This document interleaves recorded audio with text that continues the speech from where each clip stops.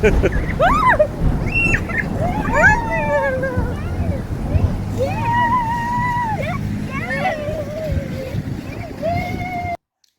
and welcome back to my channel. Becky here with kind of sort of like a wrap up for my October BlackOween readathons. I have decided that instead of sitting down at the end of the month and just giving a wrap up of all the books I've read that month, which I haven't filmed any of those videos before, instead of doing something like that, I'm not going to vlog my full experience doing the readathons, but I'm going to sit down and tell you about the books that I've read after I've read them and just do a wrap up that way, so I'm not trying to remember all the details at the end of the month, because hopefully I'm going to get to a lot of books this month. Anyways, I am 106 pages into The Deep, and it's 155 pages. I was hoping to get it finished tonight. It is like 5 minutes to 11 p.m. So I'm really enjoying it, and I don't see why it wouldn't be a 5 out of 5. So yes, this is The Deep by Rivers Solomon with David Diggs, William Hudson, and Jonathan Snipes. So Rivers Solomon said, to the ornery and ill-tempered, and then it says, this book and the song for which it's named would not exist without the work of Gerald Donald and James Stinson. Clipping. David Diggs is an actor, producer, writer, and rapper. He is the vocalist of the experimental rap group Clipping. So I've never heard of them, and I do not listen to rap at all. So all these people are from Clipping. Rivers Solomon is the author of An Unkindness of Ghosts, and The Deep is their second book. So I'll just read the little blurb of what it's about and then give a few of my quick thoughts. And sorry if I'm pronouncing any of the names wrong. Yetu, Y-E-T-U, Yetu, holds the memories for her people. So starting off right there, of course it made me think of The Giver, where no one has any real memories of anything beyond the time that they are living in, and they don't have any memory of color or pain or anything like that. Most people here have probably read The Giver, but The Giver holds all the memories and then passes it on to the next giver, but everyone else doesn't know or receive these memories. So in this book, with Yetu being the historian, the keeper of these memories, it is passed on from one historian to the next, but there is like once a year where they pass those memories on to the other Wahinru mermaids. Basically, they pass it on to the other mermaids for, it can be up to like a couple of days. They're kind of in this like cocoon womb thing that they make, and she passes on the memories. Then once they've like kind of processed those memories, they give them back to her, and then they kind of spend the rest of the year living in ignorant bliss kind of thing. So that's interesting that she, like, it's not just kept to herself all the time, but it is like a very painful history that she holds on to all the time, and then shares it just once a year, and then has to take it all back on herself again. And they don't really, like, once they give it back, they don't really have memories of it. They might remember a bit of like an unease or something like that, but it's not, they're not remembering those specific events or anything. Anyways, her people, the Wahinru, water-dwelling descendants of pregnant African slave women thrown overboard by slavers, live idyllic lives in the deep. Their past, too traumatic to be remembered regularly, is forgotten by everyone save one, save the historian. Yetu remembers for all the Wahinru, and the memories, painful and wonderful, traumatic and terrible and miraculous, are destroying her.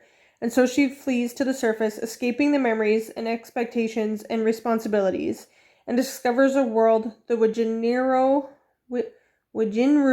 left behind long ago. Yetu will learn more than she ever expected to about her own past and about the future of her people. If they are all to survive, they'll need to reclaim the memories, reclaim their identities, and own who they really are. So that's a little bit about what I want to talk about based on what I was just reading. Reclaim their memories, reclaim their identities, and learning who they are. It's kind of interesting because my pastor was talking about a couple, like 2 Sundays ago. He was talking about heritage and what we get from our biological family and our DNA, our actual heritage. And then also the heritage of being part of the Christian faith. There's a verse in Hebrews that talks about like a great cloud of witnesses. So basically like all the believers before us, all the Christians before us, they are like a great cloud of witnesses to us in the Christian faith. So we have like our physical, biological heritage, and we get good things from our family. There's bad things, negative things that can be passed down through the generations. But there's also positive and good things within our own biological families. And to kind of do research and look into like who we are and where we've come from. And then also within the Christian community. So I found that really interesting because now I'm reading this and they're talking about the history. So these mermaids basically are descendants of, it talked about pregnant African slave women were thrown overboard. I don't know the history about them being thrown overboard, but anyways, they'd be thrown overboard and they would drown, obviously. So the pregnant women are thrown overboard, and this story is about the babies that are born from that after these women have died, and they turn into these like mermaids. So they have scales so they can breathe under the water, but they can also breathe above the water if they happen to go up and surface, then they can breathe through like their mouth and their nose like we do. One of the first mermaids goes and learns the history and where these babies are coming from and stuff like that, and sees that these women being thrown overboard from these ships. And so they learn this very painful history and everything. And that's why they're talking about the history is too painful for everyone to handle. And that's why it just is passed on through the historians. But it's important, and that's why they have a historian to keep a hold of all of the history all of the time. So Yetu is struggling. She's 34 years old in the book, and I like that because I'm gonna be 33 this year, so I like that it's not just like a teenager trying to discover her identity. It's showing that even at like 34 years old, she's trying to figure out who she is, because as the historian, she feels that Yetu herself, her individuality has died. There is nothing left of Yetu. She's just this historian, and she wants to get away from that and learn who she is outside of being the historian. And they talk about like the mermaids, the Wajinru, how they are all together and in their togetherness, because the very first mermaid was all alone, right? They were taken care of by the whales, and then this whale comes and he's got like 6 more, and then it's like 6, 10, 20, 50, 70, 100, 500. They talk about like together, they are not alone. They're not isolated. They're loved and protected, and how important the community is for them. So Yetu is trying to learn who she is on her own, apart from being a historian and apart from being the togetherness of the group of the Wajinru. I can't say that word or remember that word apparently. And they're not called mermaids, so I don't want to keep calling them mermaids, but it is what they are. So I really like that, and I can even connect the book and parts of the meaning behind the book to my own life, to my own seeking of identity in like the Christian faith, because they talk about like the Christian faith always talks about being a part of the flock, like we are seen as sheep and God, Jesus is our good shepherd, right? But they talk about like the power of worshiping together, of meeting together, and not just on Sundays, but having like small groups during the week and stuff like that, and having people you can connect with, and that we can't just be the lone sheep out on our own and just wandering off and getting lost. We need the power of community, and even people not in a church or who do not follow any kind of religion or anything. I think there are like extroverts who always want to be around people, and there are introverts who need more alone time, but we all need people, and we all need community, and we all need help from others at different times in our life. And speaking of like being pregnant and being like not very helpful, even though like pregnant women or women just postpartum aren't completely useless and we can take care of ourselves, our bodies have gone through a very, very hard thing, and it's good to have people around to help you with things like cooking meals or washing dishes or doing laundry or whatever, just basic things, right?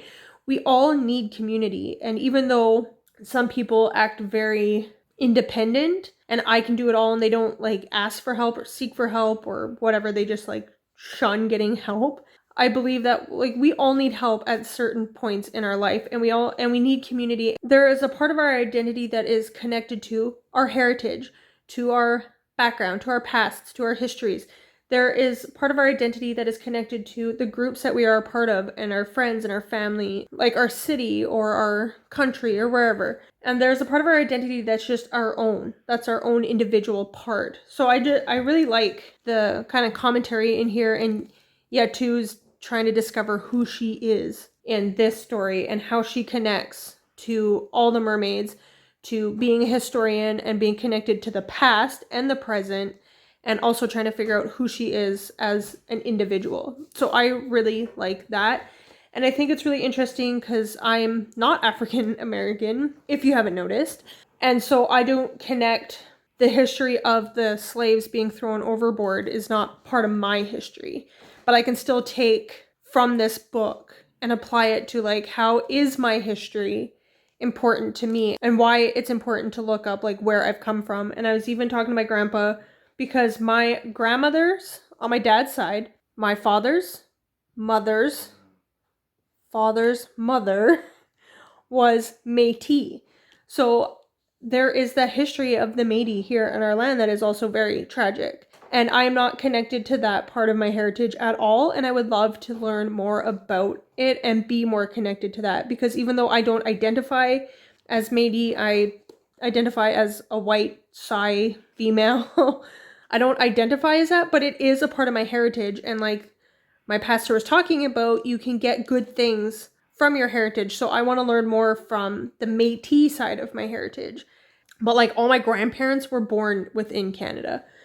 I think great-grandparents, some of them may have been born and traveled here. Anyways, this book is making me think of the importance of connecting to my own past and my own histories as well.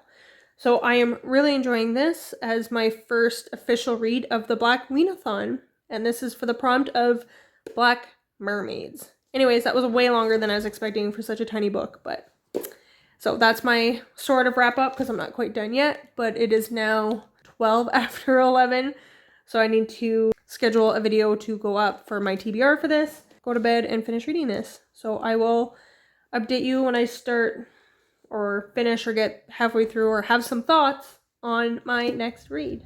So winter is fast approaching, and it actually snowed yesterday a little bit, and then it rained and went away. But I wanted to film outside while I still have some sun and grass and noisy vehicles. I wanted to do a really quick wrap up of the books I've been reading, but then I just did the wrap up for The Deep, and that was like, I edited it down to like 15 minutes. So that's pretty long for one book when I want to make the video like no more than 20 minutes long. Anyways, quickly, I read The Deep, gave you my interview for that. And then I listened to Freshwater by Akwaeke Emezi. I thought it was really, really weird. Like, as I was listening to it, I'm like, this book is just weird. And then, so I had to look it up to see what it was about. Ada has always been unusual. As an infant in southern Nigeria, she is a source of deep concern to her family. Her parents successfully prayed her into existence, but something must have gone awry as the young Ada becomes a troubled child, prone to violent fits of anger and grief. But Ada turns out to be more than just volatile. Born with one foot on the other side, she begins to develop separate selves. When Ada travels to America for college, a traumatic event crystallizes the selves into something more powerful. As Ada fades into the background of her own mind, and these alters, now protective, now hedonistic, move into control, Ada's life spirals into a dangerous direction. Written with stylistic brilliance and based in the author's realities, this raw and extraordinary debut explores the metaphysics of identity and being, plunging the reader into the mysteries of self. Unsettling, heart-wrenching, dark, and powerful, Freshwater dazzles with ferocious energy and serpentine grace, heralding the arrival of a fierce new literary voice. So that's a little bit about Freshwater. So Akwaeke is my age, born the same year as me, is an artist and writer based in liminal spaces. Their art practice is located in the metaphysics of Black spirit and uses video, performance, writing, and sculpture to create rituals, processing their embodiment as a non-human entity and Ojabanji, Ojabanji, a deity's child. She's also written The Death of Vivek Oji and Pet.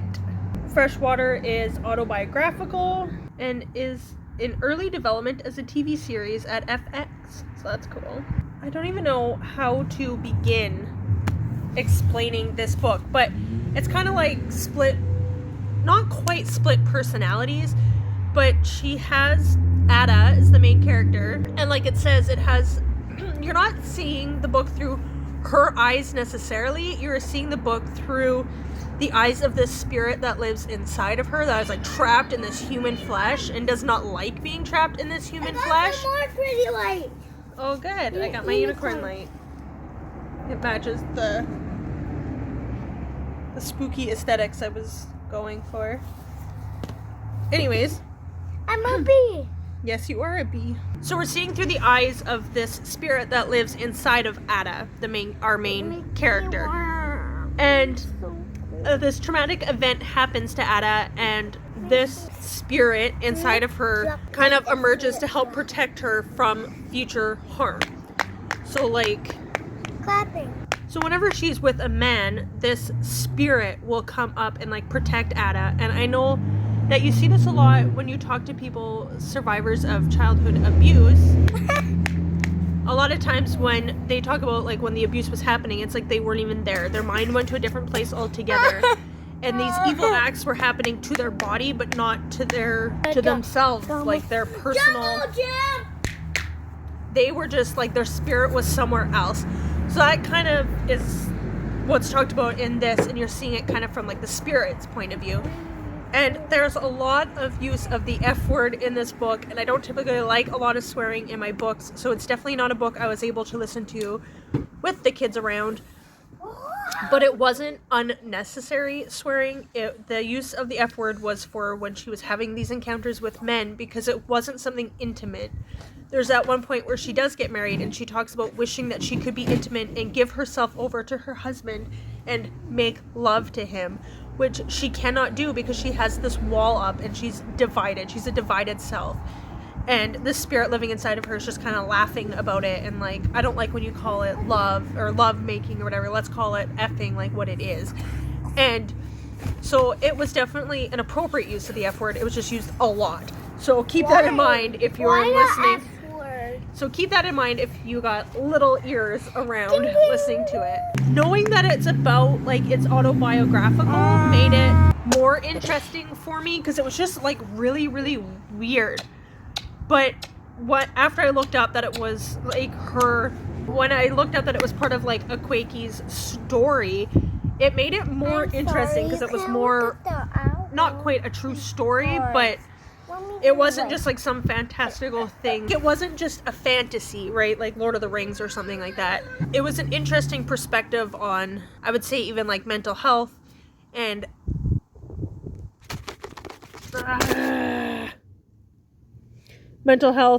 split personalities, and how our spirit works to protect ourselves when we are in harmful situations, especially when it's repeated harm, and how that even carries on to later in life when we are making these decisions ourselves to like be with another person. But it's like in the past, these things have been harmful to us. So now, even in the present, even though we are choosing to do this, there's still that protective mechanism that comes up in our spirits and can put up that wall and make it hard for us to be intimate with a person.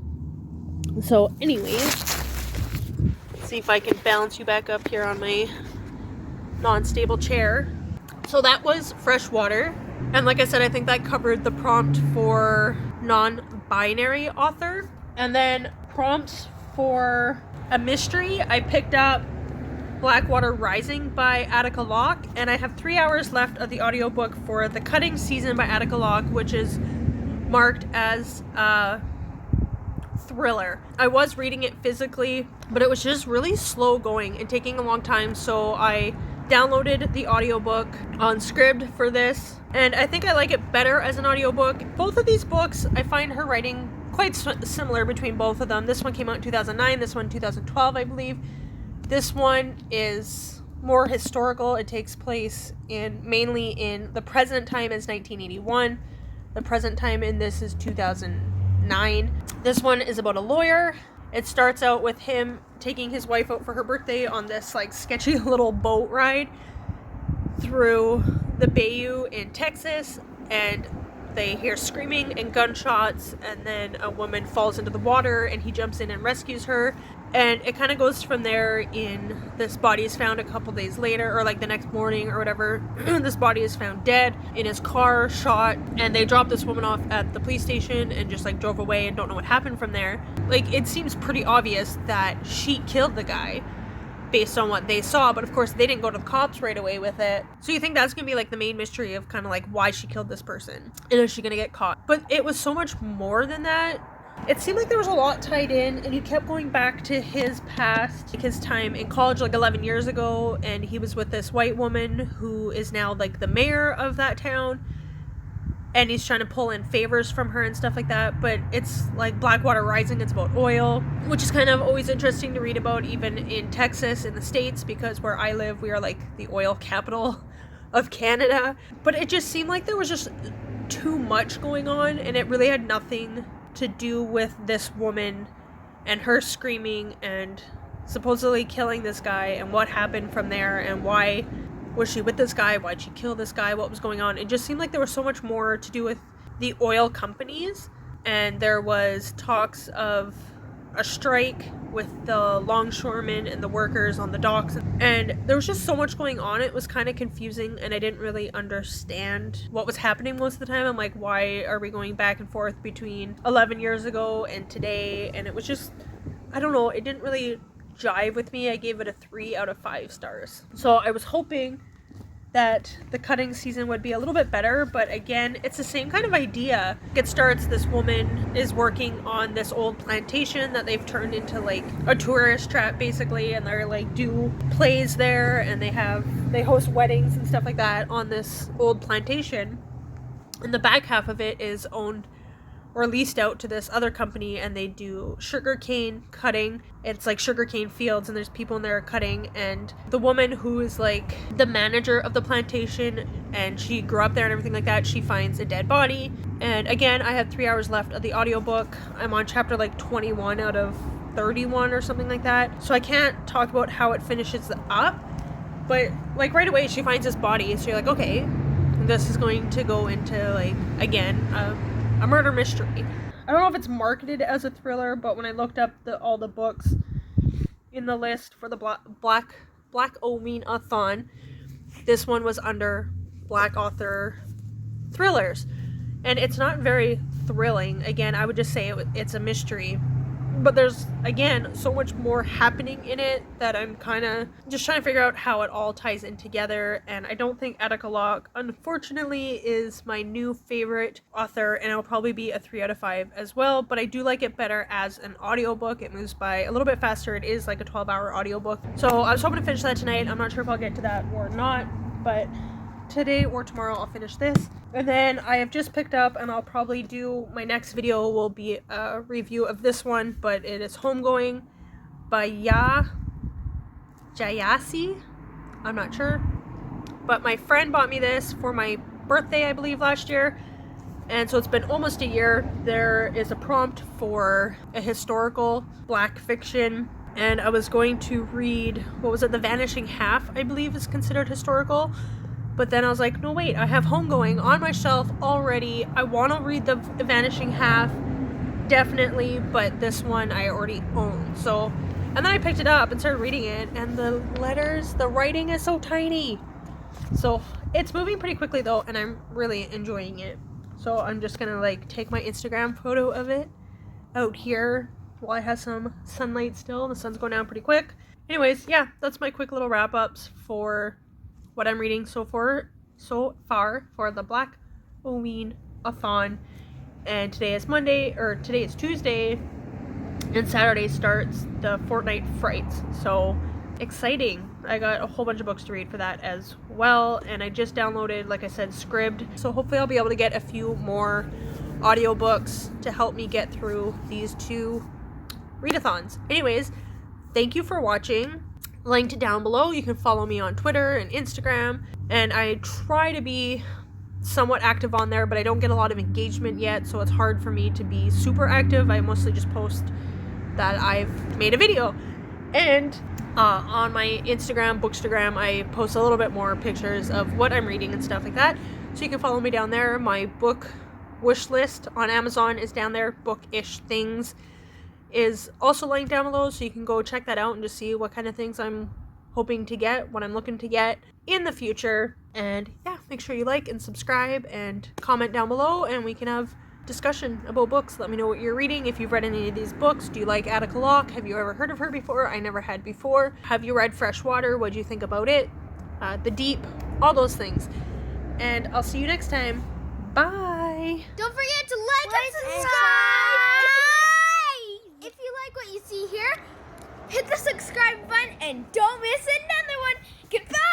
Give it a heart!